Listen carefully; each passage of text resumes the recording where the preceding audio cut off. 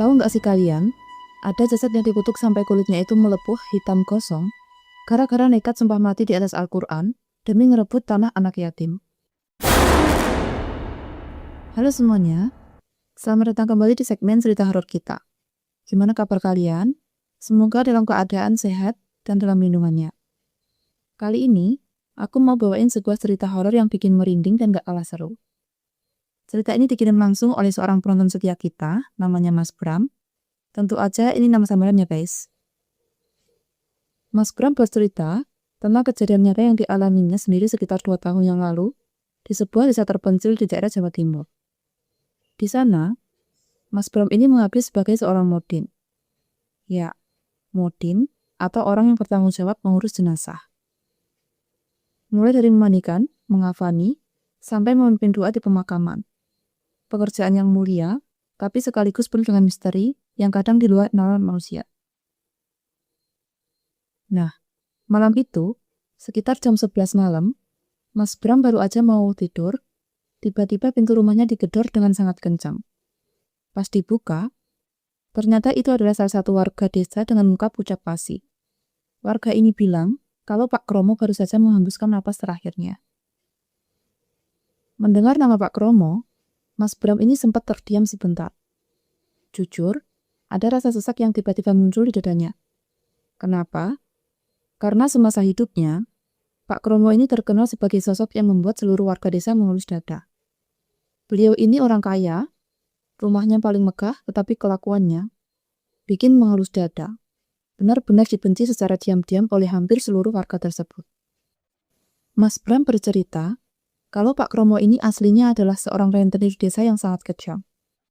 Tapi cerdiknya, atau mungkin bisa dibilang liciknya, Pak Kromo ini selalu membungkus praktik lintah daratnya itu dengan kedok bantuan syariah atau koperasi simpan pinjam tolong-menolong. Bahasanya itu manis sekali di depan. So alim, sering pakai baju koko putih, peci hitam dan tak pernah lepas. Dan kalau ngomong selalu bawa nama agama dan dalil-dalil tentang membantu sesama. Tapi aslinya, sangat mencekik leher warga. Banyak warga miskin yang terjebak karena butuh uang cepat untuk berobat atau untuk bayar sekolah anaknya. Pak Kromo dengan senyum ramahnya bakal meminjamkan uang, tetapi dengan jaminan yang tidak masuk akal. Seperti sertifikat tanah atau surat rumah. Bagi warga yang telat bayar 1 minggu saja, bunganya langsung berlipat ganda dengan dalih biaya administrasi kesepakatan. Dan kalau sudah tidak bisa bayar, tanpa ampun, Pak Kromo bakal menyita aset warga tersebut. Sudah banyak keluarga yang terusir dari rumahnya sendiri, gara-gara utang yang awalnya cuma ratusan ribu, tapi membengkak jadi puluhan juta di tangan Pak Kromo. Malam itu, meskipun ada rasa enggan karena tahu betul track record almarhum semasa hidup, Mas Bram sebagai seorang mudin tetap harus menjalankan kewajibannya. Beliau mengumpulkan peralatan dan segera menuju ke rumah besar Pak Kromo. Di sana, suasananya sudah sangat sepi. Hanya ada beberapa kerabat dekat dan segelintir tetangga yang datang itu pun karena merasa sungkan. Bukan karena terus berduka. Tidak ada isak tangis yang histeris, yang ada hanyalah keheningan yang terasa sangat janggal dan mencekam. Ketika Mas Bram masuk ke dalam rumah dan mendekati dipan tempat jenazah Pak Kromo disemayamkan, bau air langsung menyengat di hidungnya. Bau ini bukan bau anyir darah biasa, tapi bau ini busuk yang samar-samar. Mirip seperti bau daging yang sudah membusuk berhari-hari.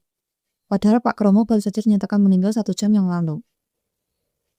Mas Bram kemudian mengumpulkan beberapa orang pria dari kerabat dan tetangga untuk membantu proses memandikan jenazah.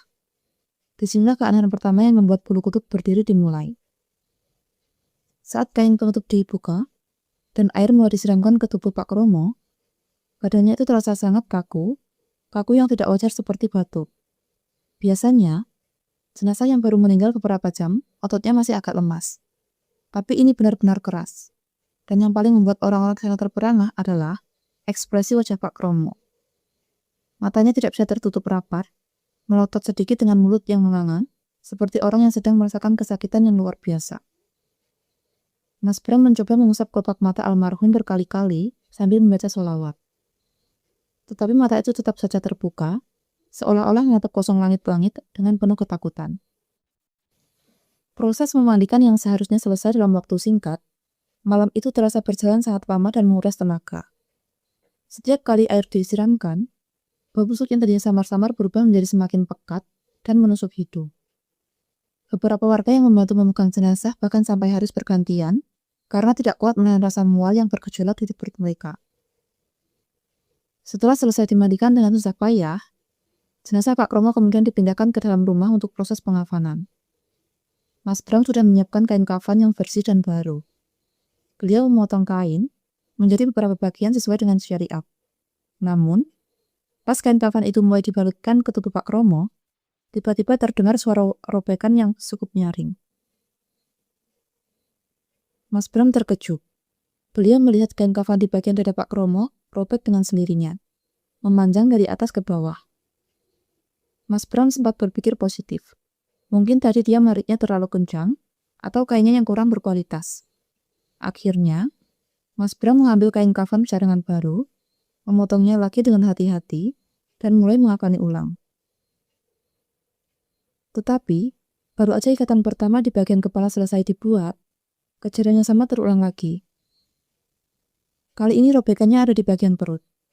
Kain kafan itu terbelah begitu saja seolah-olah ada tangan tak terlihat yang menyulitnya dari dalam. Suasana di dalam ruangan langsung berubah menjadi sangat tegang. Warga yang menyaksikan mulai berbisik-bisik ketakutan.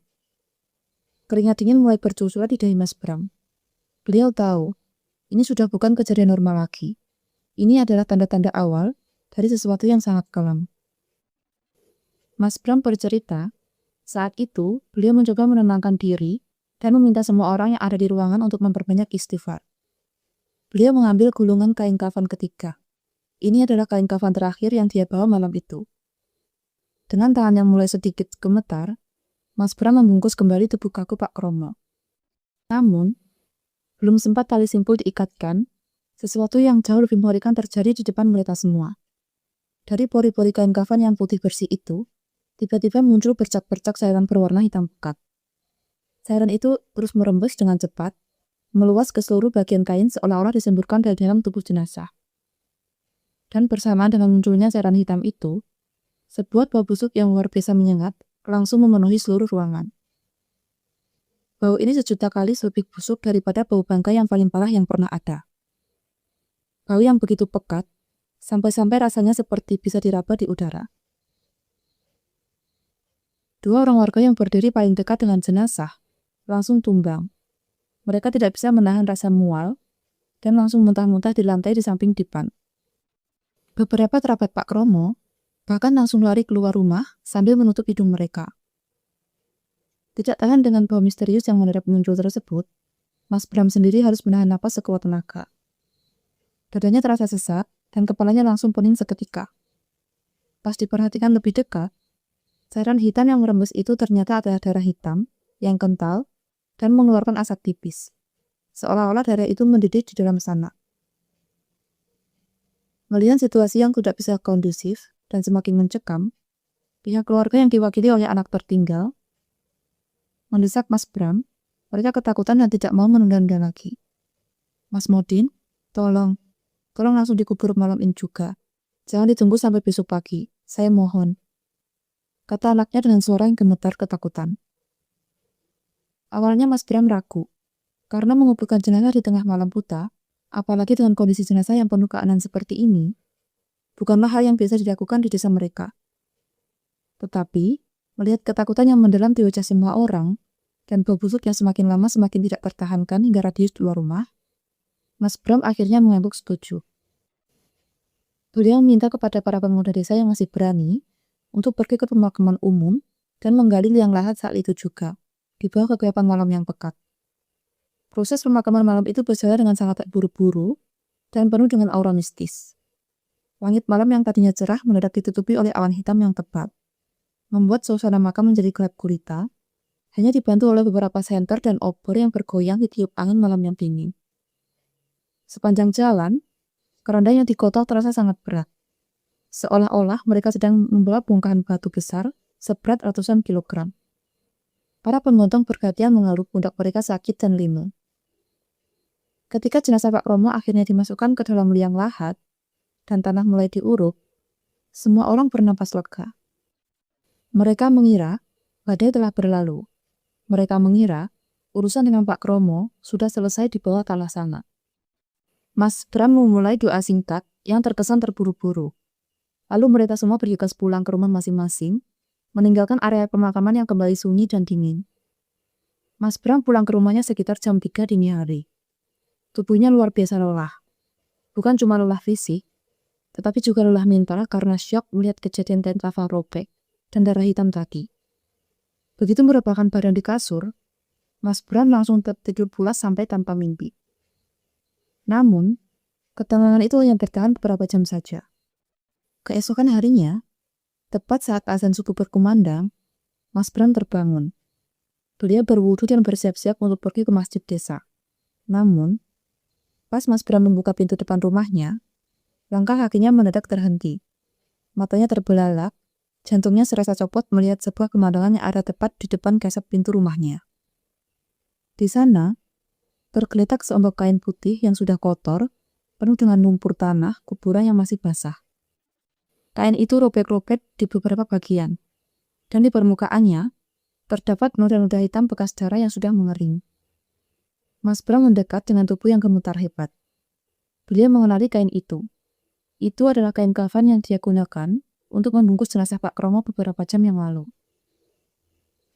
Kain kafan itu kosong, tidak ada jasad di dalamnya. Tapi kain itu tergeletak di depan pintu rumahnya dalam kondisi berlumuran lumpur. Seolah-olah baru saja ditarik paksa dari dalam bumi. Dan yang membuat Mas Bram semakin merinding, di atas lumpur yang menempel di kain kafan itu, tercium bau busuk yang sama persis dengan bau yang membuat warga muntah-muntah semalam. Belum sempat Mas Bram mencerna apa yang sedang terjadi, tiba-tiba dari kejauhan terdengar suara teriakan histeris warga desa. Suara teriakan ketakutan yang saling bersahutan di pagi buta itu menandakan bahwa teror yang sebenarnya baru saja dimulai. Pagi itu, suasana desa benar-benar pecah. Azan subuh yang baru saja selesai berkumandang langsung disambut oleh jeritan-jeritan histeris dari beberapa rumah warga. Mas Bram yang masih syok melihat kain kafan kosong penuh lumpur di depan rumahnya langsung berlari ke arah sumber suara teriakan. Ternyata, beberapa warga berkumpul di depan rumah Mak Sumi, seorang janda tua yang rumahnya berada di dekat pinggiran sawah. Mak Sumi ini duduk di teras rumahnya sambil menangis histeris. Tubuhnya gemetaran hebat sampai tidak bisa berdiri. Pas Mas Bram mendekat dan mencoba menenangkan, Mak Sumi cerita dengan suara yang putus-putus. Katanya, sekitar jam 4 pagi, pintu depan rumahnya digedor dengan ketungan yang sangat lembab, tapi konstan. Mak Sumi mengira itu adalah tetangga yang mau mengajak ke masjid. Tapi, pas beliau mengintip dari celah jendela kayu rumahnya, jantungnya terasa berhenti berdetak. Di balik rempang-rempang lampu teras yang temaram, berdiri sesosok bayangan putih yang tinggi, tegak, dan dibungkus dari kepala sampai kaki. Sosok itu adalah pocong. Kain kafannya benar-benar kotor, penuh dengan lumpur hitam yang basah, dan bau busuknya tercium menembus sela-sela pintu. Tapi yang bikin Mak Sumi paling ketakutan setelah mati, sosok pocong itu tidak diam saja atau meloncat-loncat seperti di film-film. Sosok itu membenturkan bagian kepalanya yang diikat ke pintu kayu rumah Mak Sumi sambil mengeluarkan suara tangisan yang amat sangat pilu. Suaranya serak, berat, dan terdengar tersiksa sekali.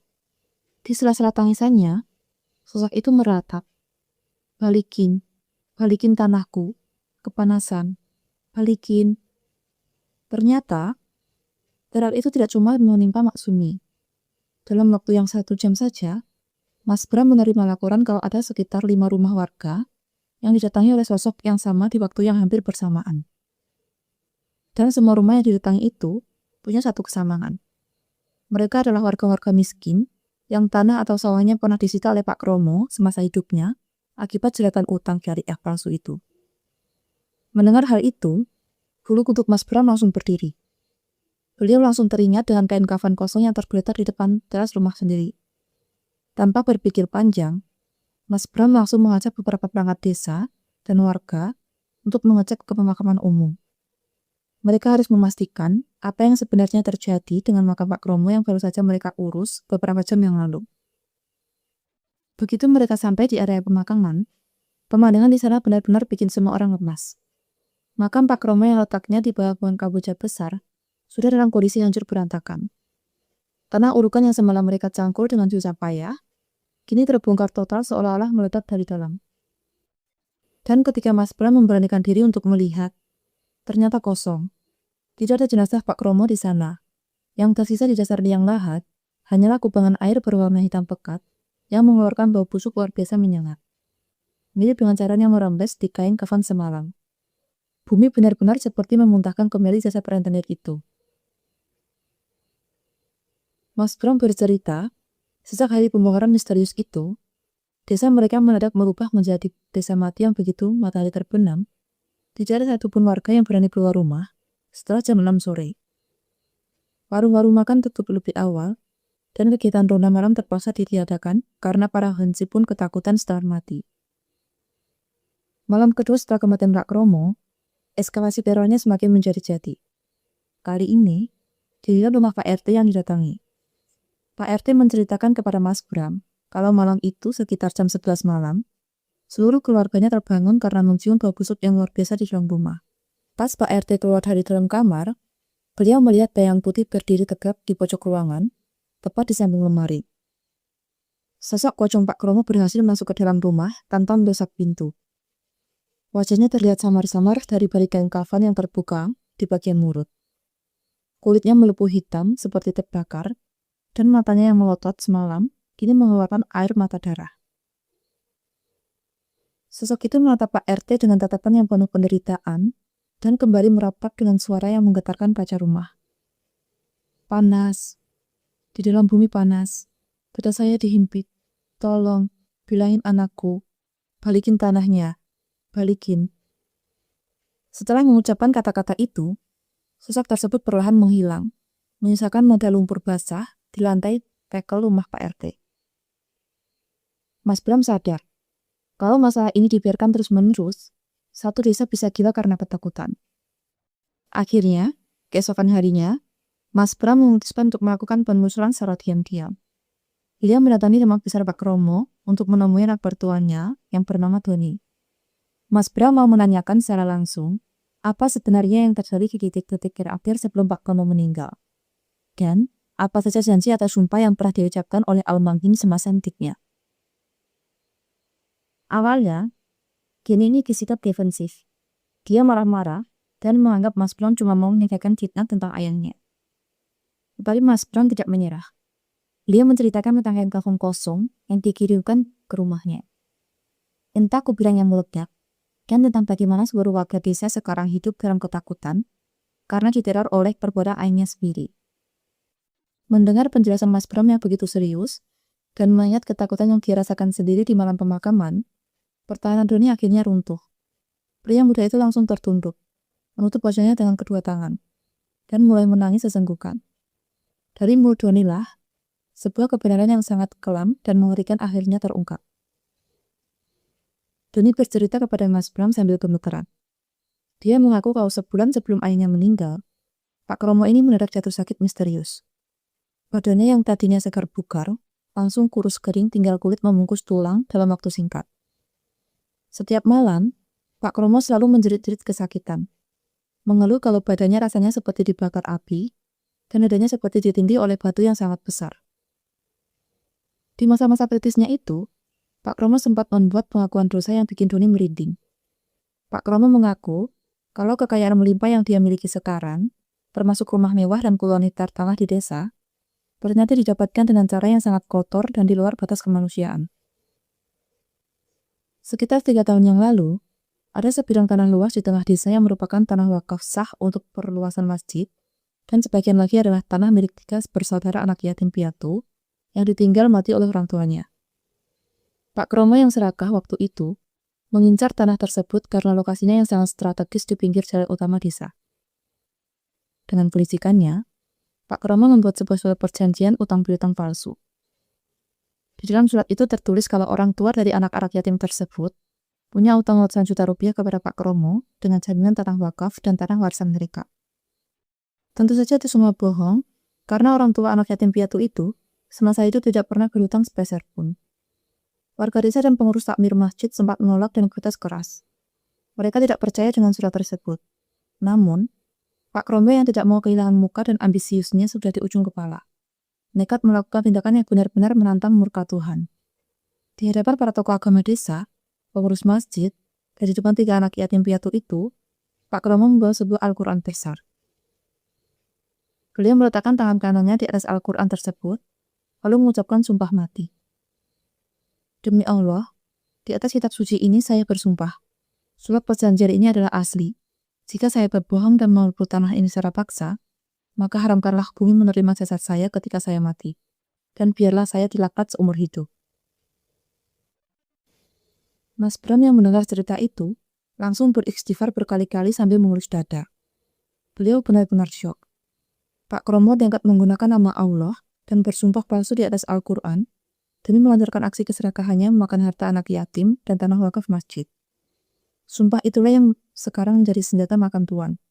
Sumpah itu yang sekarang dikabulkan secara tunai oleh Tuhan. Bumi benar-benar mengharamkan jasadnya, menolaknya mentah-mentah sampai kain kafannya pun terlepas. Doni kemudian membawa Mas Bram masuk ke dalam ruangan kerja pribadi Pak Kromo yang selama ini dikunci rapat. Doni menunjukkan sebuah lemari besi kecil di pojok ruangan. Di dalam lemari besi itulah tersimpan rapi surat perjanjian palsu yang dulu digunakan untuk merebut tanah wakaf dan tanah anak yatim, lengkap dengan sertifikat tanah yang sudah dibalik nama atas nama Pak Kromo. Mas Modin, tolong saya tidak kuat diteror terus. Setiap malam, datang ke mimpi saya, diseret-seret oleh 2 sosok hitam besar masuk ke dalam jurang api sambil minta surat ini dihancurkan. Apa yang harus kita lakukan sekarang, Mas? Tanya Doli dengan air mata yang terus mengalir. Mas Bram menatap surat-surat itu di tangannya. Beliau tahu, ini adalah kunci yang untuk menghentikan seluruh teror berdarah ini. Bumi tidak akan pernah mau menerima jasa Pak Kromo sebelum hak-hak yang dia rampas dikembalikan kepada pemiliknya yang sah. Dan surat perjanjian terkutuk yang lahir dari sumpah palsu itu harus dimusnahkan dari muka bumi. Setelah menemukan surat perjanjian palsu itu, beliau tidak mau menunda waktu lagi. Siang itu juga, Mas Bram bersama Doni langsung memanggil pengurus takmir masjid dan perwakilan keluarga dari anak yatim piatu yang dulu tanahnya dirampas. Mereka semua berkumpul di balai desa, disaksikan oleh Pak RT dan Pak RW untuk meluruskan sejarah kelam yang sempat tertutupi kebohongan. Di depan semua orang, Doni dengan suara bergetar mengakui seluruh kesalahan ayahnya. Dia menyerahkan kembali sertifikat tanah warisan kepada anak orang yatim tersebut dan menandatangani surat penyerahan kembali hak atas tanah wakaf masjid. Suasana di balai desa siang itu benar-benar diselimuti rasa haru bercampur ngeri. Anak-anak yatim yang sekarang sudah beranjak remaja menangis sesenggukan. Akhirnya keadilan yang mereka tunggu selama bertahun-tahun terwujud juga. Setelah proses administrasi selesai, Mas Bram mengambil surat perjanjian palsu yang ditandatangani Pak Kromo di atas Al-Quran dulu. Di halaman terbuka balai desa, di bawah terik matahari siang, Mas Bram membakar surat terkutuk itu sampai menjadi abu. Anehnya, pas surat itu dibakar, asap yang keluar berwarna abu-abu sangat pekat dan tercium bau kosong yang sangat menyengat. Mirip bau daging yang terbakar, padahal yang dibakar hanyalah lembaran kertas biasa. Sekarang, tugas kita tinggal satu, Don, kata Mas Bram sambil menepuk pundak Doni.